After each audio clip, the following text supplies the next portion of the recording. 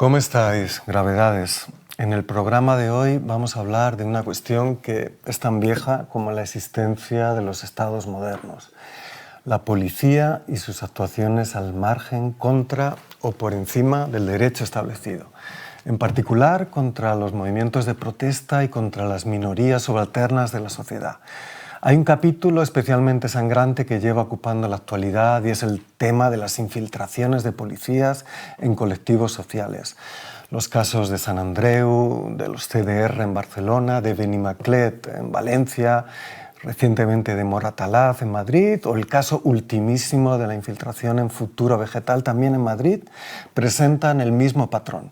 Agentes que sin control judicial alguno se infiltran con identidades y biografías falsas en grupos de base de distinto signo y entablan relaciones sexoafectivas con otros miembros del grupo. Relaciones que se prolongan durante meses o años. No es una cuestión que se limite al Reino de España. En Inglaterra y Gales se llegó a crear en 2014 una comisión de investigación, la Undercover Policing Inquiry, ante la evidencia de casos de infiltración en decenas y decenas de colectivos.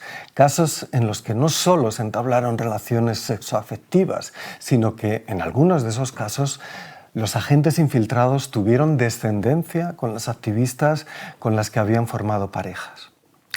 Volviendo al presente del Estado español, preguntémonos, ¿qué lleva al Ministerio de Interior, al ministro Marlaska en este caso, a sufragar operaciones totalmente baldías e inútiles, que se traducen, sin embargo, en daño psíquico y moral sobre personas que no han cometido ningún delito, ni siquiera la pretensión de cometerlo? Para esto nos sirven algunas palabras clave que serán importantes en el programa de hoy. El primero es policía, que en su origen es tanto urbanidad, limpieza, buena circulación en la ciudad, respeto de las normas cívicas, como vigilancia, control, detención de las clases y razas peligrosas. Otro es seguridad. Sin duda el concepto más manipulable y en disputa de nuestros tiempos. El Estado vende y al mismo tiempo demanda seguridad, exacerba e instiga el miedo de las clases poseedoras, pero también de las subalternas, para alimentar el ciclo de producción y reproducción de la delincuencia política o social, en el que quedan atrapadas las vidas de cientos de miles de personas.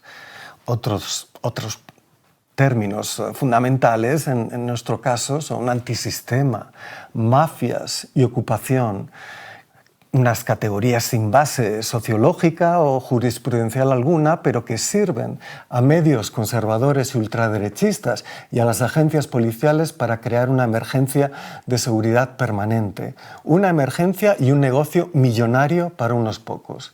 La cuestión de las infiltraciones provoca indignación en todas las conciencias democráticas normales.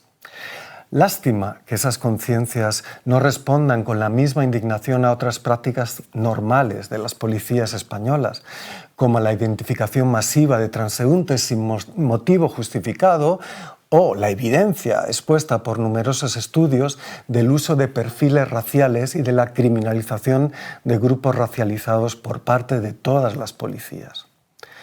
Por añadidura, en todo el mundo estamos comprobando algo que va mucho más allá de la coincidencia o de la correlación. La amplia penetración del fascismo en los cuerpos policiales y en las empresas de seguridad privada. De todo esto vamos a hablar hoy con nuestras invitadas y también de las alternativas reales a la hipertrofia e impunidad de las policías, públicas y privadas. Vamos a ello.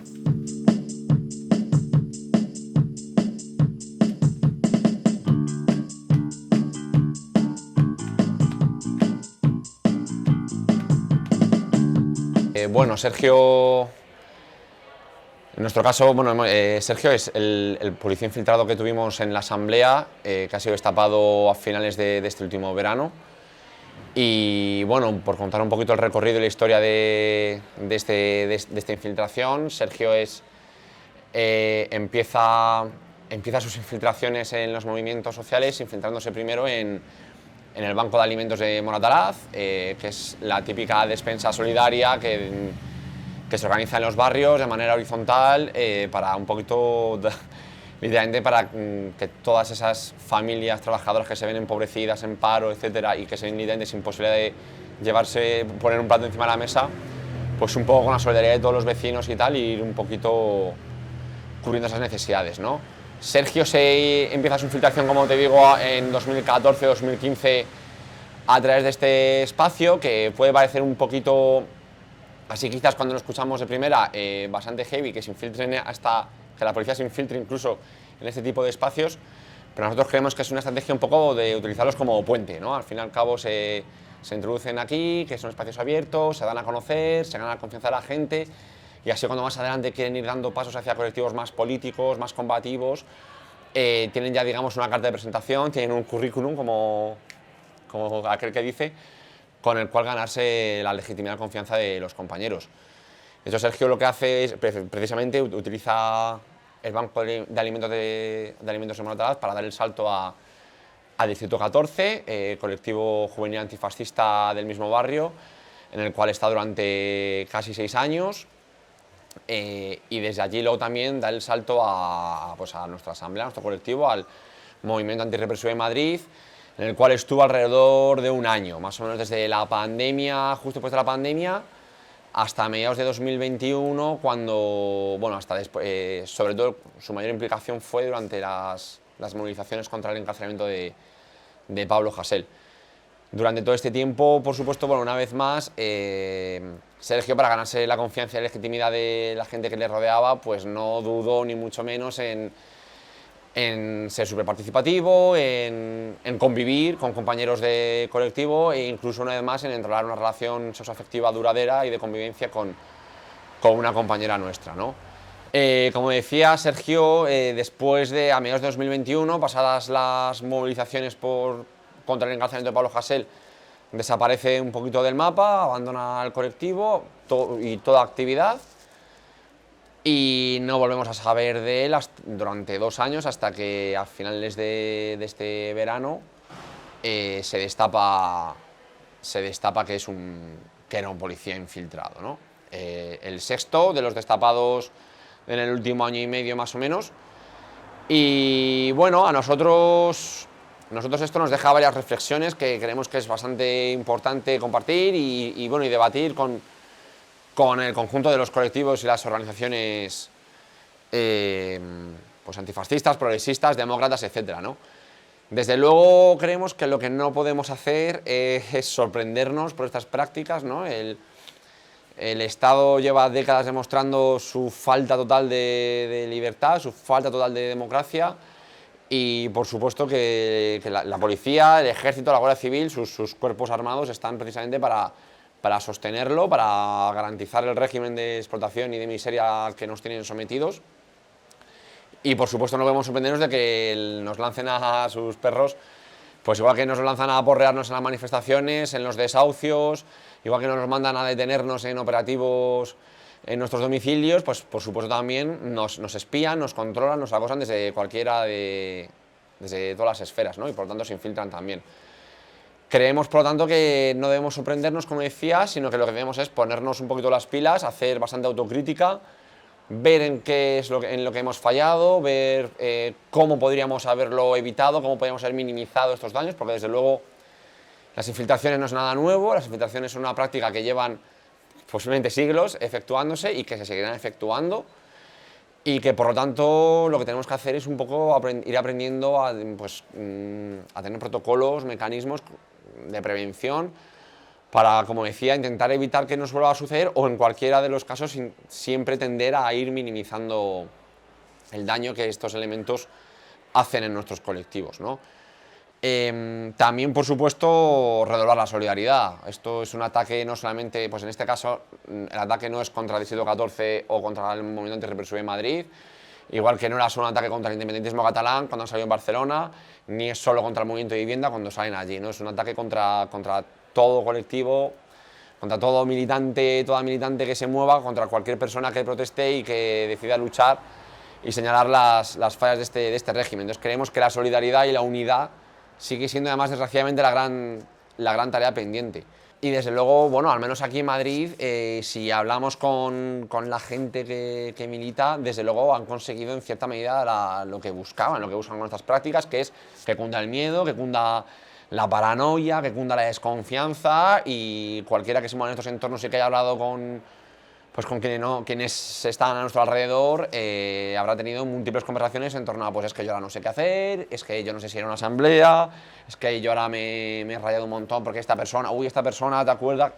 Que nunca hablaba, este que es muy raro, este que aparece de repente, que efectivamente estamos viendo que están consiguiendo su objetivo, ¿no? Que es el de, al final, el de desmovilizar, el de que nos metamos en casa, que nos tapemos las orejas y los ojos y no hagamos nada, y creemos que es precisamente lo que no debemos hacer. Creemos que es el gran fallo que estamos teniendo los movimientos sociales y políticos a la hora de abordar todo esto, y que tenemos que corregir, y que desde luego que ver estrategias con las que enfrentarnos a todo esto, con las que tener precaución, pero no caer en la paranoia ni en la desmovilización.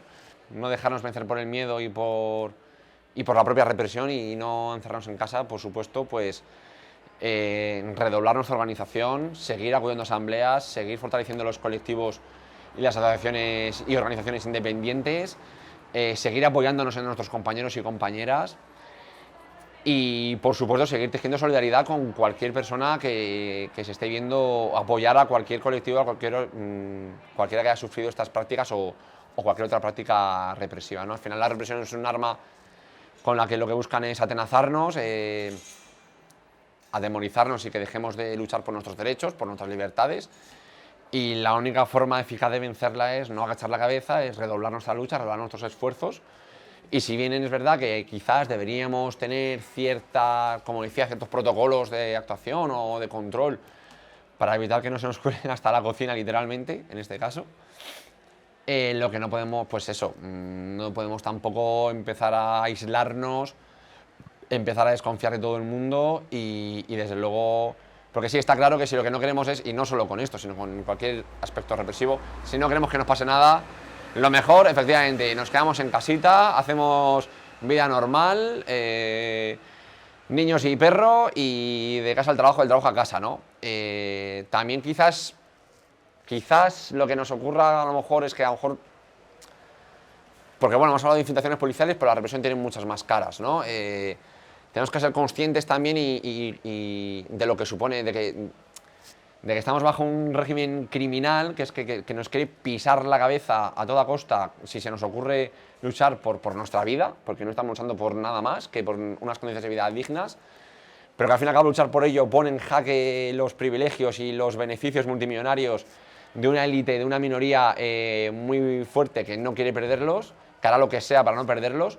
Y que por supuesto cuando vamos a parar un desahucio, cuando vamos a una manifestación, cuando usamos nuestra libertad de expresión para señalar las injusticias, cuando nos organizamos de manera independiente, cuando vamos a un piquete, cuando nos ponemos en huelga, cuando hacemos lo que sea, cuando nos organizamos para luchar, al final, desgraciadamente no vivimos en ninguna democracia, y lo que nos espera son porrazos, infiltraciones, multas, torturas, detenciones y quizás la cárcel, que literalmente estamos yendo a una guerra, y quizás también una gran tarea pendiente es formarnos en lo que el régimen bajo el que vivimos, en lo que es la represión, en los mecanismos que tienen, para el día que nos toque, pues quizás estar un poquito más preparados, ¿no? Porque si desde luego yo voy, por poner un ejemplo, a una manifestación pensando que no pasa nada, que aquí hay libertad y que después me voy a ir de cañas y a casa tranquilamente, y lo que me encuentro es con que me muelen a palos, posiblemente no vuelva a una manifestación jamás.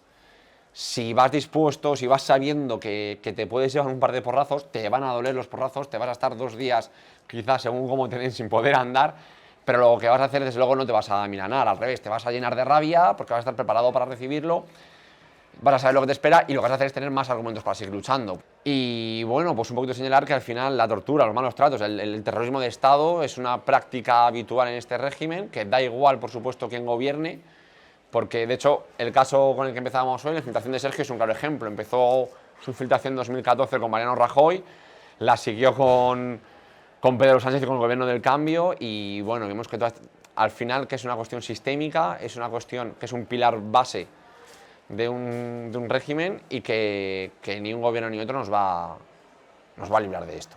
Que desgraciadamente es algo con lo que vamos a tener que lidiar, ante lo que nos tenemos que armar y que defender con nuestras propias armas y herramientas, por lo menos hasta que este régimen caiga. Yo creo que lo que hemos destapado recientemente es aquello a lo que hemos tenido acceso, nos dibuja un mapa de lo que hay o de cómo funciona la metodología de la infiltración por parte de los cuerpos policiales. Cabe recordar que todos los casos destapados son de un único cuerpo policial, del Cuerpo Nacional de Policía, se acotan en un periodo temporal muy concreto de los últimos años y se acotan en algunos colectivos que probablemente han sido colectivos que han tenido pues mayor proactividad a la hora de recabar pistas que les podían ayudar a revelar ciertas infiltraciones. Eso no descarta que haya otros infiltrados en otros espacios sociales, con otro tipo de funciones, por parte de otros cuerpos policiales que estén recabando información, que estén ayudando a generar archivos de la policía respecto a la disidencia política y de todo tipo, sin saber muy bien cuáles son los límites, porque es muy importante recordar que estos casos de infiltración son casos que son operaciones que no tienen cobertura judicial, que no están ordenadas por ninguna fiscalía ni ninguna investigación concreta. Es decir, los agentes de policía infiltrados no están buscando imputar delitos a nadie, ni tienen pistas que les apunten a que haya ningún activista que esté cometiendo delitos y por eso se infiltran, sino que la infiltración es una infiltración por órdenes de la cúpula policial, por órdenes que tienen que ver pues, con la estrategia de recoger información sobre la disidencia política de todo tipo.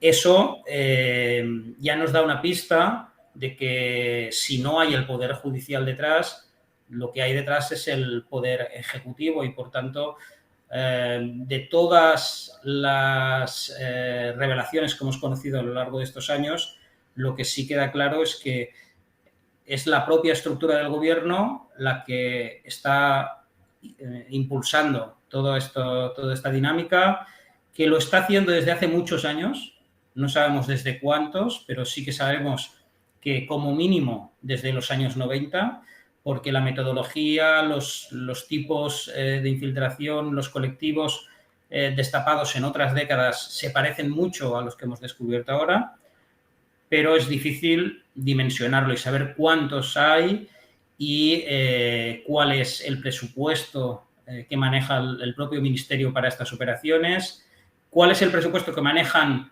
para otros cuerpos policiales y cuál es la metodología en otros cuerpos policiales, porque no sabemos si en paralelo de algunos cuerpos policiales del conjunto de la Unión Europea en colaboración con la Policía Española en estas infiltraciones. Hay numerosas referencias en prensa británica, alemana, holandesa, danesa, muchos países de la Unión Europea donde han aparecido casos similares y se han hecho investigaciones parlamentarias a petición de algunos grupos políticos donde se pedía transparencia e información de sus gobiernos en relación a este tipo de infiltraciones que no tenían ninguna cobertura judicial.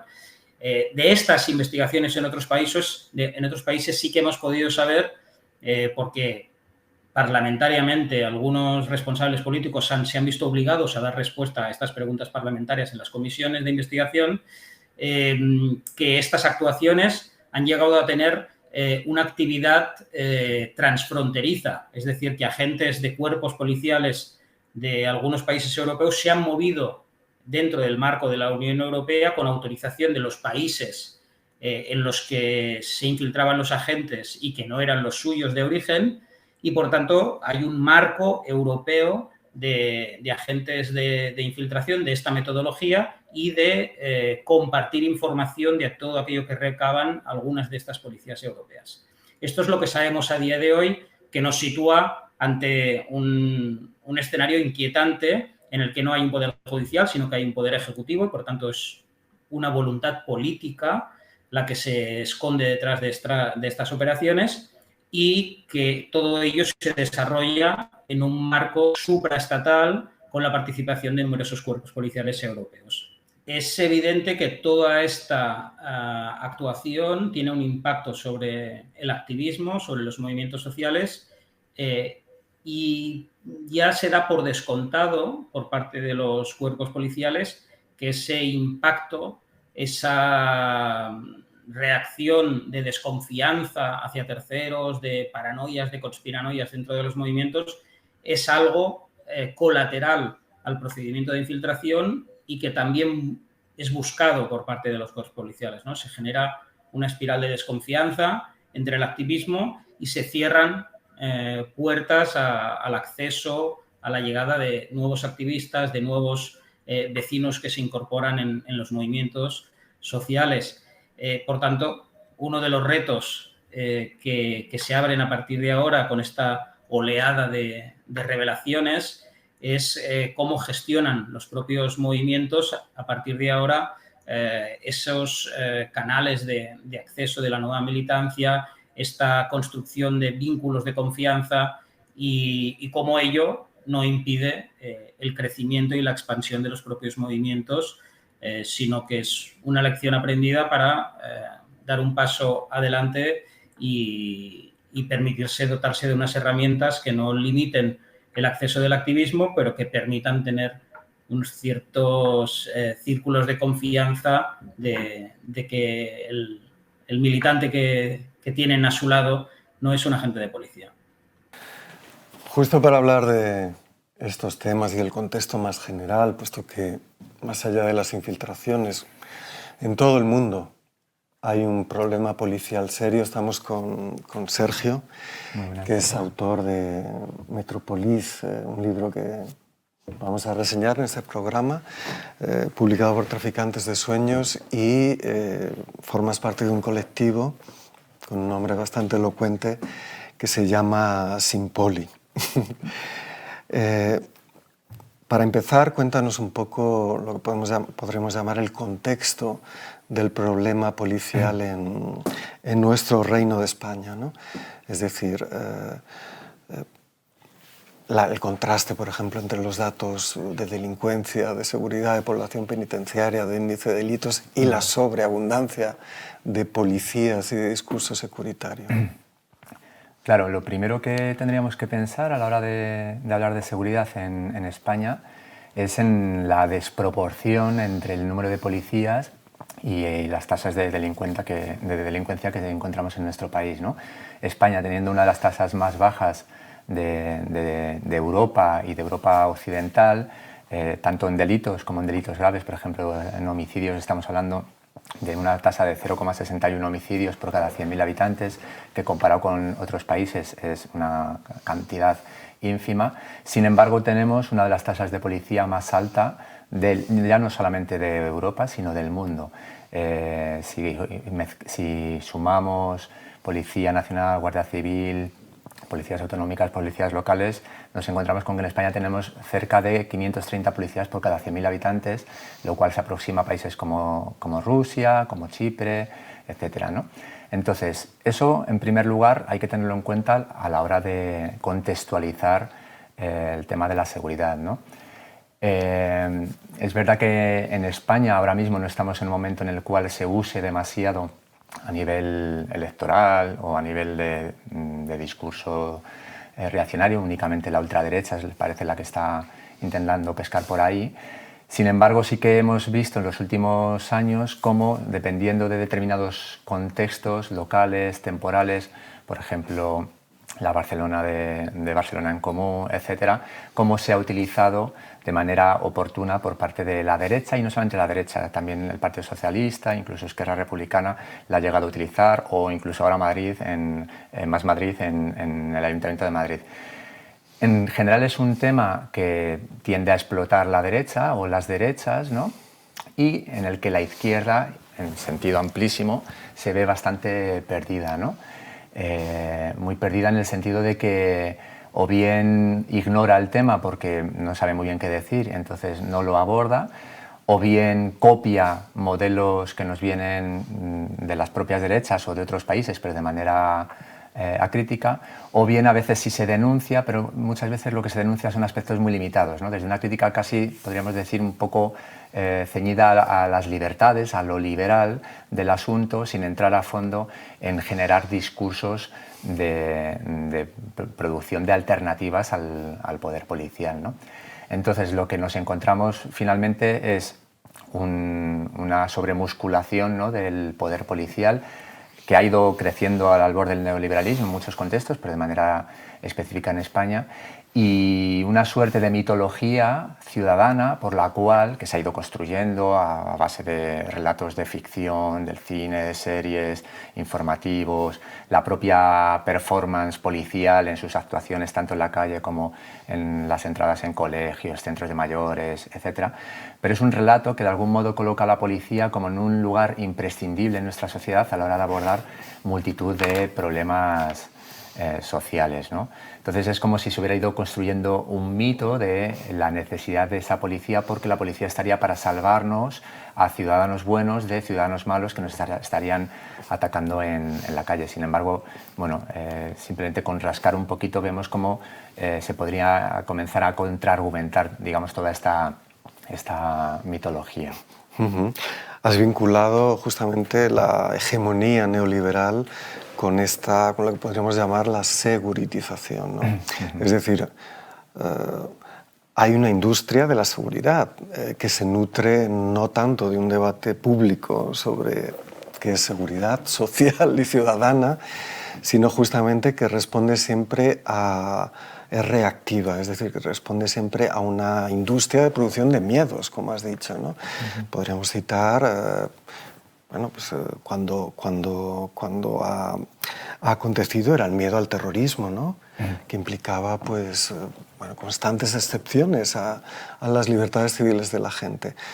Pero ahora priman justamente miedos, por ejemplo, como el miedo a la ocupación, que es algo particularmente bestial, ¿no? Y creo que tendremos que dedicar un programa a eso, porque habiendo sido ocupas, ¿no?, y con K, en estos años hemos visto que de ser un movimiento antisistema, es decir, un movimiento político muy antipático para muchas gentes, se ha convertido en un significante prácticamente de una especie de mano negra, de terrible mal que anida en cualquier momento y que está al acecho de tu intimidad, de tu vivienda, literalmente cuando sales a comprar, ¿no?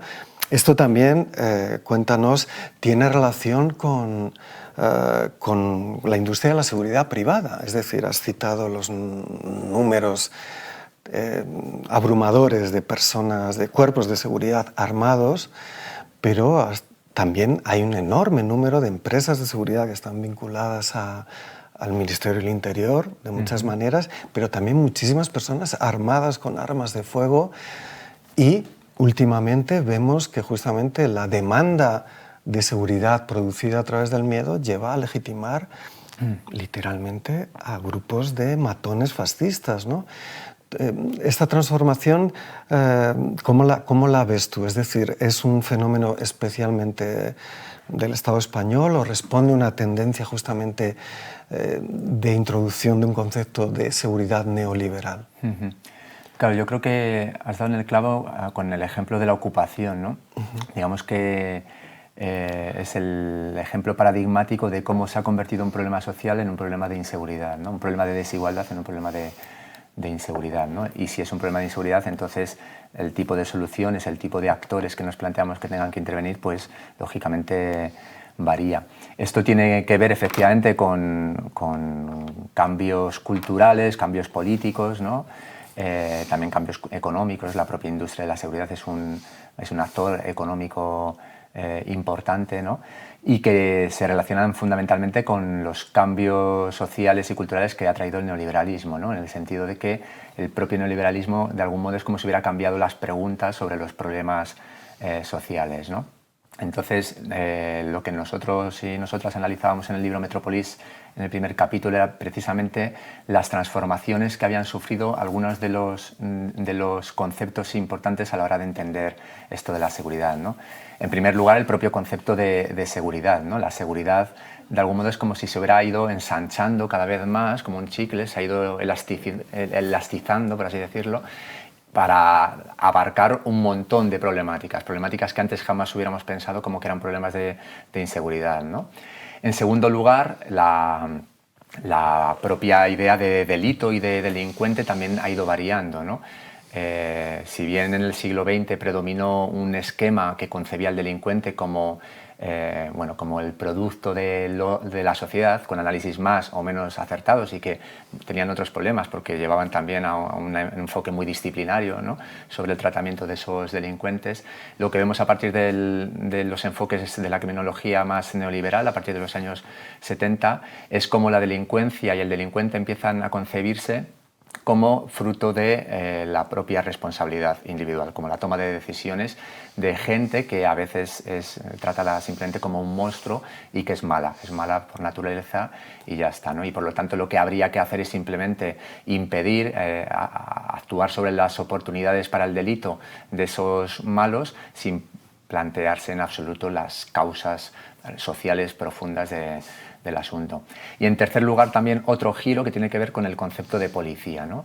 Si bien la policía, sobre todo entre sectores populares, era considerada, bueno, digamos, el aliado natural del poder, ¿no?, del poder político, del poder económico, a partir de una transformación semántica que aparece en las propias legislaciones, en el propio discurso político y por supuesto en la performance policial, se va transformando esa idea de policía para colocarla como un servicio público más, ¿no?, como la sanidad, como la educación, etcétera, ¿no? Entonces, todas estas transformaciones, digamos que han acabado por legitimar la policía para una ciudadanía que en principio no siempre tendría por qué verse beneficiado por esa policía, ¿no?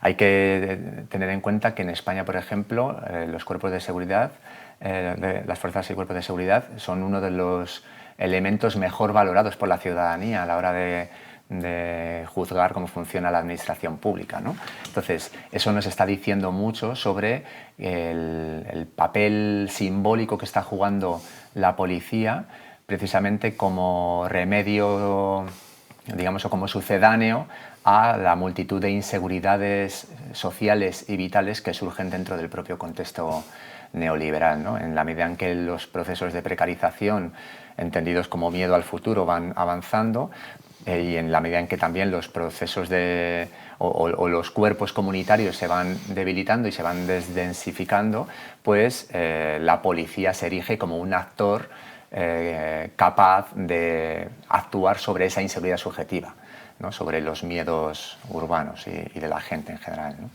Exactamente, es decir, que justamente el gran éxito del neoliberalismo es haber destruido las capacidades autónomas de producir seguridad, ¿no? En el espacio público, también incluso en el vecindario, ¿no? Y también digamos, una percepción racional de la delincuencia, ¿no? Tú sabes perfectamente, ¿no?, que desde Foucault, ¿no?, se ha acreditado esa relación entre la policía y los delincuentes, quiero decir, y el sistema penitenciario. El sistema penitenciario crea delincuentes, la policía los persigue, se genera un circuito, pero vemos que justamente la criminalización de las conductas lleva prácticamente prácticamente a criminalizar la protesta social y sobre todo lo estamos viendo justamente con respecto a la cuestión de la vivienda, con respecto a la cuestión del activismo social, el activismo ecológico, ¿no? Es decir, el problema policial se plantea como un enorme obstáculo a la producción de formas de democracia real, ¿no? Entonces, puedes tratar brevemente y obviamente al margen de consideraciones utópicas, ¿no?, que son las que nos espetan cuando, ¿no?, cuestionamos la centralidad de la policía. Bueno, ¿y entonces qué? La ley de la selva, ¿no? ¿Qué experiencias qué prácticas y qué alternativas hay tanto en el Estado español, en Europa, como en Latinoamérica, etcétera, ¿no? La cuestión del defund the police, ¿no? Dejemos de financiar a la policía para producir otro tipo de seguridad, otro tipo de cuidado. De Black Lives Matter y otros colectivos pues son indicativos, pero cuéntanos un poco más sobre esto. Claro, has hablado de esa relación entre la policía y la delincuencia, digamos como ese circuito, ¿no? Menos se habla de otra cuestión que tiene que ver con la propia delincuencia policial, en el sentido de que, pese a que no hay datos oficiales, ¿no? Evidentemente, sí que podemos buscar ciertos indicios, ¿no? De, bueno, pero la policía al mismo tiempo también vemos que comete delitos, tanto actuando en acto de servicio como fuera de servicio. También hemos visto muchas noticias, ¿no? De guardias civiles, policías nacionales que asesinan a sus parejas, este tipo de cosas, ¿no? Más, a lo mejor, pero son excepciones siempre, ¿no? Claro, son excepciones, ¿no? Ovejas negras. Hay que apartar, ¿no? Como manzanas podridas. Pero fíjate, si aun contando con todos los blindajes institucionales, con todo el corporativismo de los propios cuerpos de policía y con una legislación que claramente les beneficia, aún así hay datos sorprendentes en España, como por ejemplo el hecho de que en los últimos 30 años, de 500 funcionarios que han sido apartados por comisión de delitos, 200 eran policías, ¿no? Y además, por ejemplo, entre esos 200 policías apartados, 13 fue por homicidio, 6 por violaciones, etcétera, ¿no? Todo esto para pensar en la policía cuando se nos presenta como salvadora, ¿no? Y como el mito salvador que va a operar, digamos, en la calle cuando nos ocurra algo, ¿no? Esa misma policía que evidentemente está acostumbrada por esos blindajes de los que he hablado y por ese corporativismo, a cometer muchos más excesos, ¿no? Sobre todo con poblaciones empobrecidas y con poblaciones racializadas, bueno, evidentemente produce una violencia en el cuerpo social, ¿no? Y que además de reproducir las desigualdades sociales, consigue, digamos, sobre ciertos sujetos y sobre ciertos colectivos, bueno, pues hundirlos un poquito más, ¿no? Y precisamente desde ese planteamiento de que la policía no es beneficiosa a nivel social amplio, es decir, ninguna policía nunca ha redistribuido poder y recursos, ¿no? En ningún contexto, y partiendo de esa premisa, lo que estamos planteándonos desde Simpoli, pero no solamente desde Simpoli, desde multitud de colectivos feministas que están ahora mismo pues, pensando en enfoques antipunitivos, desde algunas experiencias locales en Cataluña y fundamentalmente en Estados Unidos y en Latinoamérica, lo que se está planteando es que tenemos que pensar otras formas de abordar determinados conflictos, ¿no? Lógicamente hay conflictos en las sociedades capitalistas y desigualitarias que hoy por hoy no podemos abordar de forma autónoma, ¿no? Hay violencias que quedan fuera de nuestro alcance, pero hay multitud de situaciones en las cuales está interviniendo la policía hoy en día y muchas veces produciendo más violencia, ¿no? Donde se podría intervenir de otra forma, tanto a nivel institucional como a nivel de comunidades vecinales o de afinidad, ¿no? Estoy hablando, por ejemplo, de la atención sanitaria que muchas veces es hecha por propios policías, ¿no? Desde atención a infartos, emergencias en la calle, a crisis de salud mental, ¿no? Que muchas veces lo que hacen es estropear la situación, ¿no? O acaban incluso en letalidad policial, ¿no? Estamos hablando también de la intervención educativa de la policía cuando entra en colegios a educar a los niños y niñas sobre multitud de cuestiones, ¿no? Estamos hablando de los conflictos vecinales por la música alta, porque hay unos chavales en el parque, etcétera, ¿no? Bien, todas estas cuestiones que ahora mismo se han policializado son muy fácilmente despolicializables, ¿no? Y hay otros actores mucho más habilitados y que producen mucha menos violencia sobre el entorno, mucho menos daño, que podrían entrar. Algunos profesionales, ¿no? Estoy hablando desde mediadores o algún tipo de específico de educadores sociales, por ejemplo, de trabajadores sociales que podrían intervenir en ese tipo de cuestiones. Pero estoy hablando también de comunidades, ¿no?, que en la medida en que están fortalecidas pueden intervenir en sus propios conflictos, ¿no? Entonces, un poco lo que estamos haciendo desde Simpoli es explorar tanto experiencias de justicia comunitaria en comunidades indígenas, pero también a nivel urbano, como Acapatzingó en la Ciudad de México, como experiencias y propuestas que se están poniendo sobre la mesa en Estados Unidos a partir del Defund the Police, como otras que a lo mejor pasan más desapercibidas, pero que ya estarían en nuestro contexto, a modo casi de prácticas prefigurativas, de modos de gestión vecinal sin llamar a la policía, que ya hacemos y que ya sabemos hacer, o que podemos empezar a plantearnos cómo hacerlo. Entonces, ese es un poco el propósito de esta iniciativa. Muy bien, muchas gracias, Sergio. Vamos a seguir muy de cerca vuestras experiencias y vuestras propuestas, y bueno, no es un tema que vayamos a solucionar en unas semanas, me temo, pero creo que la urgencia es palpable. Muchas gracias. Muchas gracias. En tu casa, series de maderos, en la calle, maderos de verdad. En tu casa, series de maderos, en la calle, maderos de verdad. Poli, mamá, yo quiero ser poli, ultra varonil y duro. El poli más cojonudo de todos los tiempos. En tu casa, series de maderos, en la calle, maderos de verdad. En tu casa, series de maderos, en la calle, maderos de verdad. Poli, mamá, yo quiero ser poli, acosar al detenido y joderle bien jodido si no colabora. Poli, mamá, yo quiero ser poli, tener algún tiroteo para darle gusto al dedo con dianas de verdad. Mamá, duerme tranquila, seré buen policía.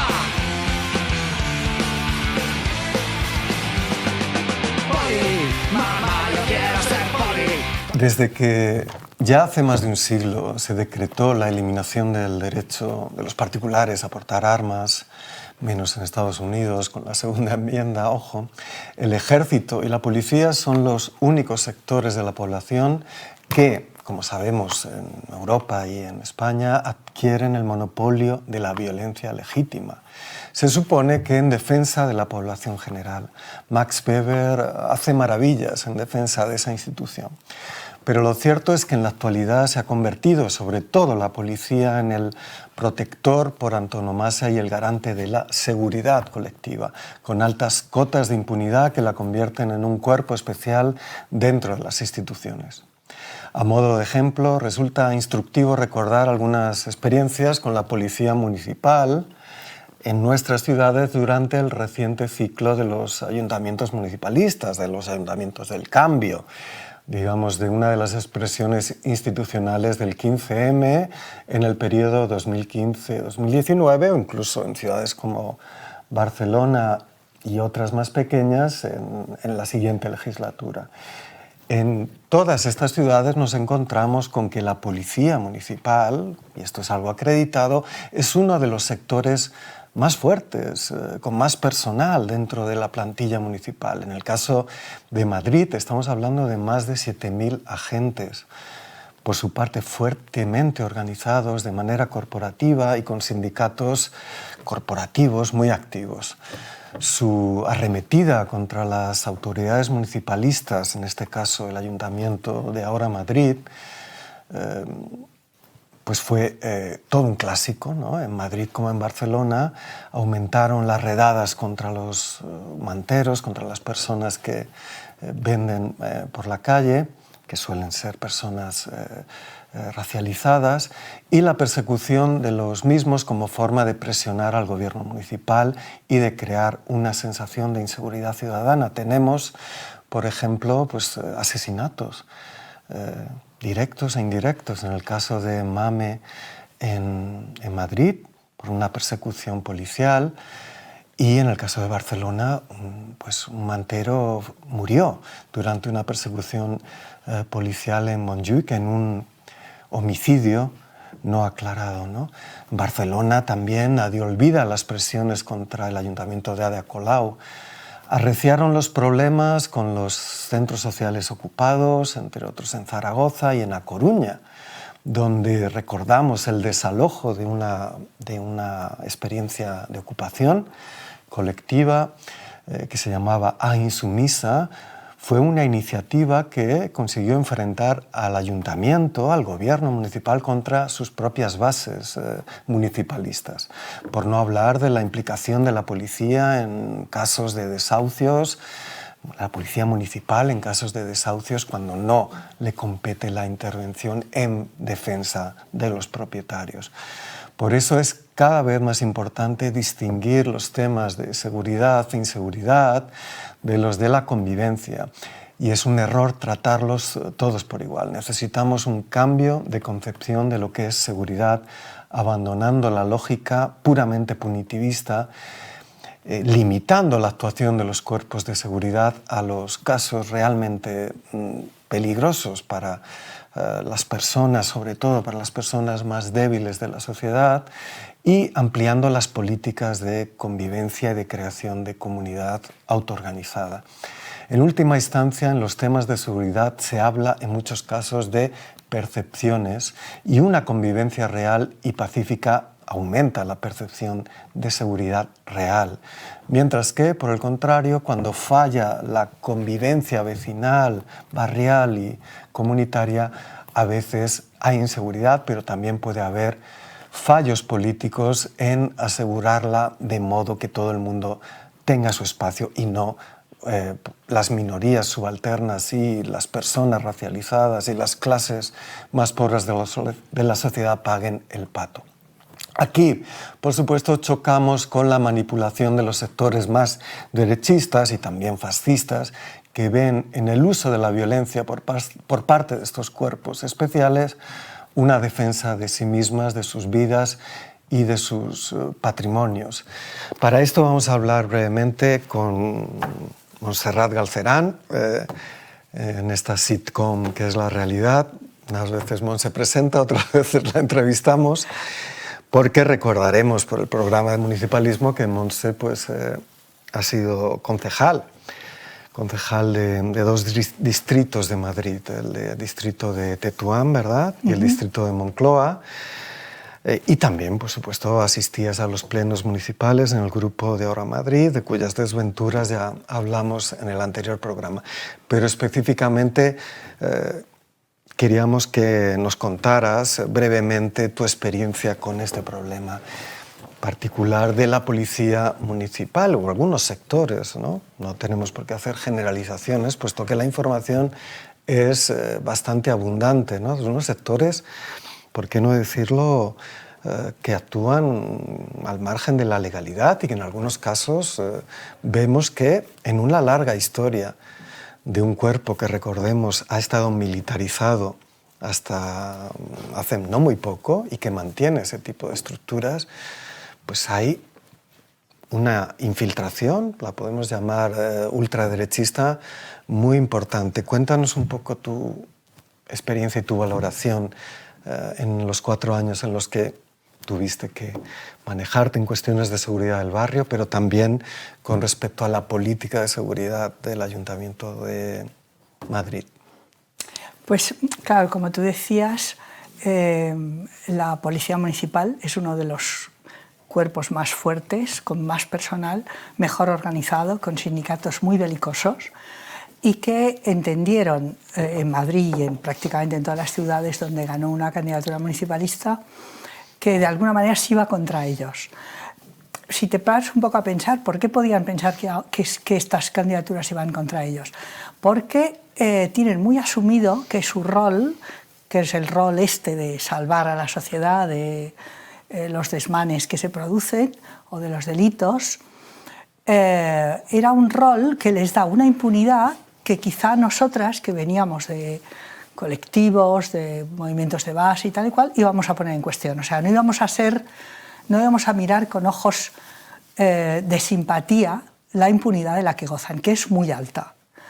Entonces, ahí adoptaron una actitud, una estrategia que fue como la de intentar mostrar que éramos incapaces de garantizar la seguridad de la población, e incluso con eso que podríamos denominar un poco jocosamente como huelga a la japonesa, ¿no? Es decir, que si antes, porque la policía siempre hace oídos sordos o mira para otro lado ante determinado tipo de, podríamos decir, alegalidades, porque tampoco es que sean ilegalidades de un tamaño muy grande, ¿no? Por ejemplo, la persona que está vendiendo ajos en la puerta del supermercado, en la puerta del mercado, ¿no?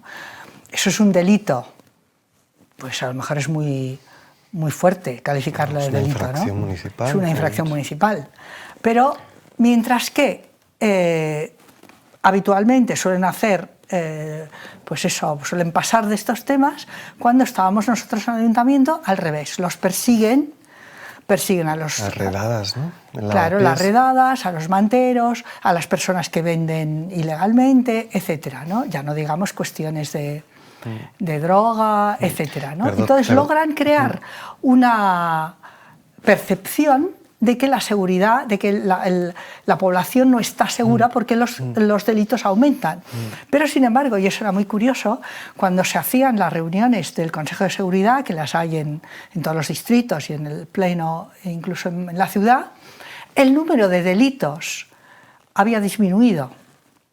Es decir, que muchas veces estas actuaciones no se traducen luego en delitos porque no tienen entidad suficiente para ello, pero sin embargo sí generan esa dimensión. Y como tú decías al final, la seguridad tiene mucho que ver con la percepción de seguridad de las personas, porque aunque a ti no te haya pasado nada, si los medios te están diciendo constantemente que es que hay atracos, que la vecina de abajo, que no sé qué, que por ejemplo en mi barrio, ¿no? En Tetuán, que era un barrio absolutamente inseguro, aunque a ti no te pase y no tengas esa percepción, sin embargo, de alguna manera la interiorizas, como a mí no me ha pasado, pero está ocurriendo. Y se genera esa especie de ambiente de inseguridad. Hay un aspecto específico que además fue recurrente, pienso por ejemplo en lo que mencionábamos de A Coruña, ¿no? De ese desalojo, donde la policía municipal tomó su propia iniciativa sin una orden directa o sin consultar con el alcalde, ¿no? de A Coruña, con Xulio, en aquel momento. Pero recuerdo que en el caso específico de Madrid, una de las promesas o uno de los planteamientos de Ahora Madrid era eliminar un cuerpo absolutamente innecesario creado, si no recuerdo mal, por Gallardón, que era un cuerpo antidisturbios, nada más y nada menos, como si no hubiera UIPs en la ciudad de Madrid, ¿no? Ante la mínima alusión a esa posibilidad, hay que recordar que se llegó a agredir al concejal de seguridad, ¿no? De Ahora Madrid. ¿Eso cómo lo viviste tú y cómo se percibió? ¿Cuál fue la actitud de la alcaldesa con respecto a esa cuestión que evidenciaba un problema gravísimo, ¿no? Y que, en cierto modo, justificaba la necesidad de actuar sobre una policía que no cumple órdenes de sus superiores y que se comporta como una especie de cuerpo de chantaje, ¿no? O sea, la policía tiene un ámbito de discrecionalidad muy amplio en sus actuaciones, aunque obviamente es un cuerpo muy jerarquizado y muy sujeto a normativas, pero sí tiene un ámbito de discrecionalidad porque de alguna manera son ellos los que tienen que responder a determinadas situaciones de emergencia, que por tanto no están previstas en las ordenanzas o en el protocolo, etc. No pueden excederse, obviamente, pero sin embargo encuentran formas. Y el problema está en que cuando se exceden dan por hecho que socialmente eso va a ser bien considerado. Y cuando se encuentran con personas que no estábamos dispuestas a adoptar esa posición, entonces intentan, podríamos decir, criminalizarte ante la opinión pública, ¿no? Que es lo que pasó, entre otros, con el propio concejal de Seguridad y Salud. Entonces, la política de Ahora Madrid, en este caso, era intentar, pues fue crear la policía comunitaria ligada a los barrios y tal y cual, pero eso también tiene un poco el problema que en otras intervenciones se ha visto, que es ampliar el espacio de la policía en vez de restringirlo.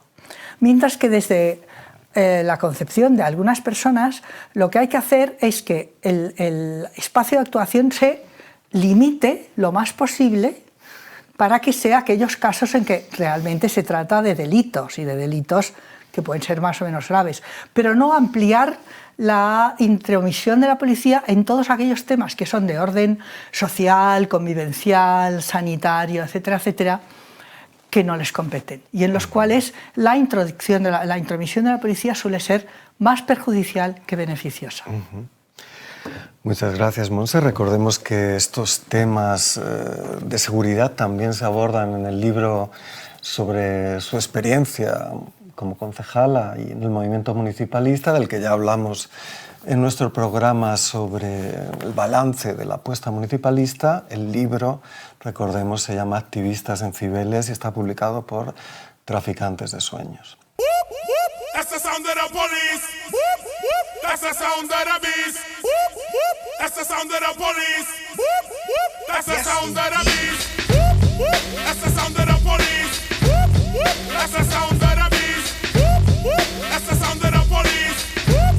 That's the sound of the beast. La primera lectura que recomendamos hoy es Metrópolis, escrito por varios autores y editado por Traficantes de Sueños.